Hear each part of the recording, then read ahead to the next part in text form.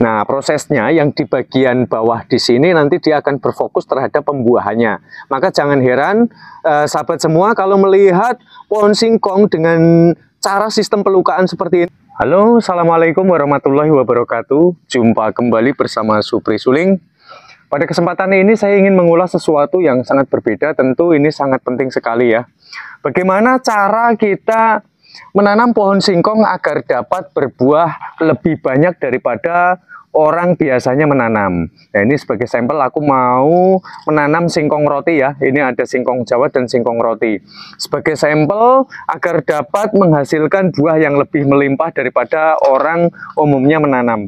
Yang pertama, langkah pertama kita harus memperhatikan diameter itu bukan dari sentimeter bibit ya. Seperti kebanyakan orang mengulas kan biasanya menghitungnya dari sentimeter. Untuk kali ini saya langsung menghitung itu dari jenis mata tunas. Mengapa demikian? Karena tumbuhnya mata tunas ataupun akar itu berawal dari mata tunas. Bisa dari atas ataupun dari bawah seperti ini. Nah, kita langsung menghitungnya 1, 2, 3. Ini untuk yang dipendam, lalu 1, 2, 3. Ini untuk yang tampak di permukaan tanah. Oke, langsung kita lakukan pemangkasan. Nah, saya akan membuat 2 sampel yang berbeda dengan singkong roti ini. Ini dengan cara sistem stek berdiri ya.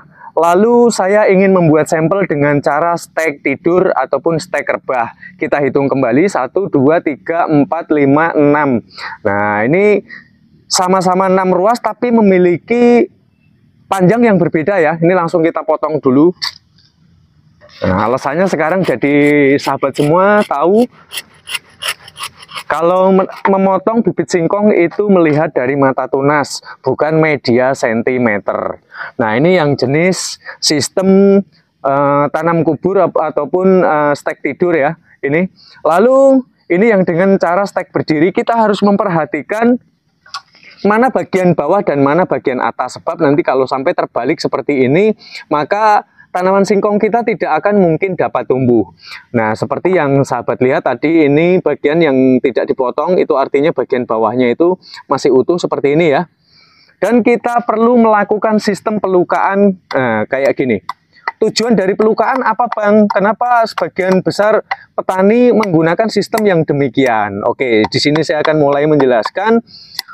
Proses pelukaan ini dimaksudkan bertujuan itu agar ketika pohon singkong kita ini sedang berfotosintesis, klorofil daun itu menerima rangsangan dari cahaya paparan sinar matahari, kemudian akar ini menyerap makanannya sehingga akar yang dihasilkan yang diserap pada saat pohon singkong kita itu berfotosintesis, dia tidak mudah untuk lari ke atas. Itu alasannya sistem pelukaan seperti ini, sehingga bagian akar yang ada di posisi bawah dia akan berfokus terhadap pembuahannya. Nah, sistem pelukaannya itu yang lebih baik, cara melukai batang singkong itu jangan sampai menyeluruh. Jadi harus ada bagian kulit yang masih tersisa. Seperti ini ya. 1, 2 ini dia masih ada di tanah, dan 3 di sini, maka kita perlu lakukan pelukaan juga di bagian atasnya ini. Demikian, nanti saya akan lebih jelaskan lebih detail ya, kenapa harus dengan cara seperti ini. Nah, prosesnya yang di bagian bawah di sini nanti dia akan berfokus terhadap pembuahannya. Maka jangan heran sahabat semua kalau melihat pohon singkong dengan cara sistem pelukaan seperti ini memiliki buah yang lebih banyak dibanding dengan umumnya orang menanam tanpa adanya sebuah pelukaan. Kemudian bagian yang di atas di sini dia akan berfokus terhadap mata tunas yang dia munculkan, dan dia akan menyuplai dari seluruh apapun yang akan dia suplai dari pucuk daun hingga pada batang. Sedangkan bagian yang di bawah ini supaya tetap muter-muter aja di sini, dia tidak mudah nutrisi itu yang dihasilkan oleh fotosintesis lari ke atas, sehingga dia akan berfokus terhadap pembuahannya sendiri. Karena mengingat banyaknya akar itu menentukan jumlah buah singkong ataupun umbi singkong yang akan dihasilkan. Lalu manfaat pelukaan ini juga dapat dijadikan sebagai tanda bahwa pelukaan ini berada di bagian bawah ya. Karena kalau sampai terbalik seperti yang saya ungkapkan, nanti batang singkong kita ini tidak akan mungkin hidup. Oke, dengan cara sistem yang berikutnya yaitu adalah stek tidur ataupun stek rebah seperti ini. Apakah kita perlu melakukan adanya sebuah pelukaan, Bang? Ya, itu mah bergantung dari kepercayaan masing-masing. Tapi kalau saya tetap akan saya lukai dengan sistem yang demikian. Mengapa? Karena nanti juga sama. Dari hasil fotosintesis yang diserap oleh akar ya, dia itu agar tidak mudah untuk larut ke sana dan kemari, ke kanan dan ke kiri. Maka kita perlu lakukan sebuah penyayatan dengan cara sistem pelukaan seperti ini. Dari masing-masing nanti dia akan berfokus pada akarnya. Nah, ini perlu kita lakukan juga pelukaan, akan tetapi ingat sistemnya tadi bagian kulit ini harus tetap kita sisakan, jangan sampai terpenggal ataupun jalurnya itu terputus ya.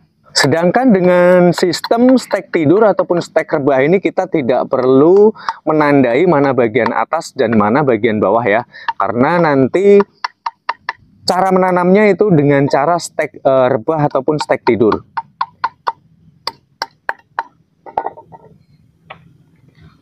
Dan kita bisa amati, cermati semuanya ya. Bibitnya itu seperti ini, tidak ada bagian yang terputus. Ingat, ketika kita melakukan sistem pelukaan seperti ini jangan sampai merusak di bagian mata tunas, karena tumbuhnya akar dan tunas yang akan dimunculkan itu berawal dari sekitar areal atas maupun bawah bekas pelepah ini. Dan perlu difahami sebelum kita melakukan sebuah penanaman, sistem kenapa ini saya gunakan, saya bentuk ya seperti ada gundukan ataupun galengan seperti ini, dengan tujuan nanti ketika ada di musim penghujan, buah singkong kita ini atau umbi singkong tidak akan mengalami pembusukan.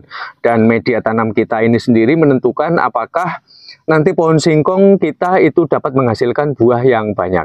Jadi pergunakanlah ini tanah, media tanam itu yang memiliki sifatnya itu mawur, karakternya itu mawur dan tidak lengket seperti ini. Dan dengan cara sistem stek berdiri, ini seperti yang sudah kita lukai ini, kita taruh di bagian bawah dan kita pendam di bagian tanah itu dari hasil sayatan yang sudah memang kita lakukan. Ini dengan cara sistem seperti ini. Saya mampu menjelaskan semuanya ini dengan sangat baik dan secara berurutan.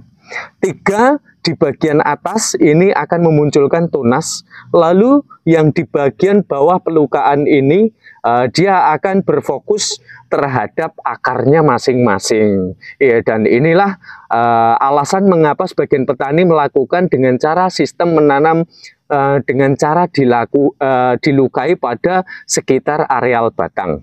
Dan lalu cara yang kedua yaitu dengan cara stek pendam ataupun stek rebah ya, seperti ini.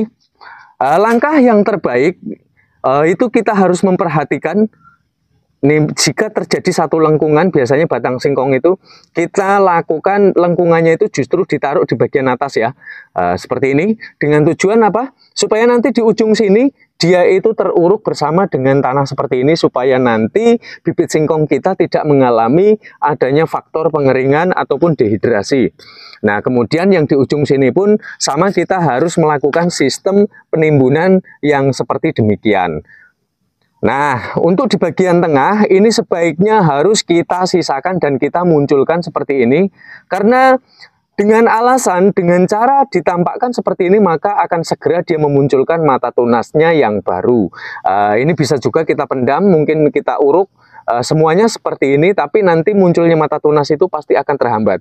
Real ini sudah melalui berbagai riset saya, maka munculkanlah di awal, ketika nanti dia sudah tumbuh ya, sudah tumbuh mata tunas itu, baru silahkan kalian pendam secara menyeluruh dan lakukan penyiraman seperti ini ya, secara berkala sampai dia betul-betul memunculkan mata tunas. Air ini bertujuan supaya nanti untuk memancing pecahnya mata tunas yang baru, dan dia akan memunculkan akar-akarnya yang baru pula. Oke, terima kasih buat sahabat semua. Kita jumpa pada tutorial bermanfaat berikutnya. Salam cinta tanaman. Semoga menjadi petani yang sukses. Matur suwun.